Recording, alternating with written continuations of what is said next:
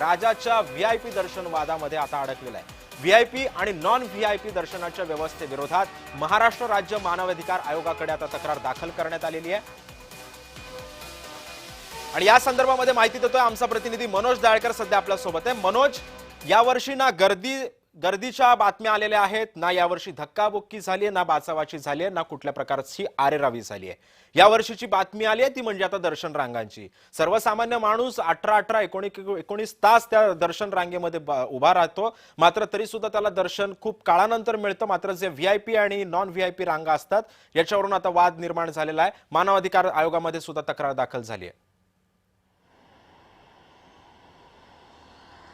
नक्कीच सिद्धेश, आपण बघितलं दरवर्षीप्रमाणे यंदाही लालबागच्या राजावर संकट आलेलं आहे आणि आपण बघितलं या ठिकाणी मानवाधिकार आयोगाकडून तक्रार देखील दाखल करण्यात आली असून या ठिकाणी अहवाल सादर करण्यास सांगितलेला आहे आणि 6 सप्टेंबर रोजी या ठिकाणी सुनावणी देखील ही होणार आहे। पण आपण दरवर्षी लालबागचा राजा म्हणजे गणेश चतुर्थी येते, लालबागचा राजा जसा आपण बघितलं विराजमान होतो तसा त्याच्या आदल्या दिवशीपासून त्या ठिकाणी नागरिक हे भाविक आपल्या बाप्पाचं लालबागच्या राजाचं दर्शन घेण्यासाठी त्या ठिकाणी लाईनीमध्ये रांगेमध्ये उभे असतात आणि आपण तासोन तास त्या ठिकाणी लाईनीमध्ये उभे असून सुद्धा त्या ठिकाणी लालबागच्या राजाचं दर्शन हे त्यांना म्हणजे समृद्धीकारक हे भेटत नाही। कारण की या ठिकाणी 2-3 रांगा या ठिकाणी झालेल्या असतात, त्यामध्ये सामान्य नागरिकांची लाईन, मुखदर्शन लाईन आणि व्हीआयपी लाईन आणि व्हीव्हीआयपी लाईन या रांगा लालबागच्या या दर्शनासाठी असतात। कारण की जसं गणेश चतुर्थी येते मोठ्या संख्येने भाविक या ठिकाणी उमटत असतात, जसं 1.5 दिवसाचा गणपती येतो त्यानंतर भाविक पुन्हा लालबागच्या राजाकडे येतात,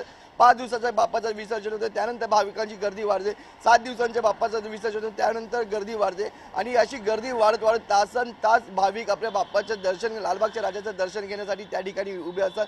पण व्हीआयपी आणि व्हीव्हीआयपी लाईनीमधून आपण मिळतं या ठिकाणी भाविक असतात ते मनसोक्त दर्शन घेत असतात आणि त्या ठिकाणी देखील आपण मिळतं मोठी वेगळी लाईन ही करण्यात आलेली आहे आणि त्याच्यासाठी वेगळे आपण मिळतं म्हणजे चार्जेस देखील लावण्यात आलेले आहेत आणि जे नागरिक ज्या ठिकाणी लालबागच्या राजाचे कार्यकर्ते आहेत ते देखील आपल्या मनोज, पण या सगळ्या पार्श्वभूमीवरती जी तक्रार दाखल करण्यात आलेली आहे या तक्रारदारांचं नेमकं म्हणणं तरी काय आहे नेमकं, आणि या संदर्भामध्ये तू जसं म्हणतोयस की 6 तारखेला सुनावणी होणार आहे, काय अधिकचा आता अपडेट्स मिळू शकतात या संदर्भामध्ये?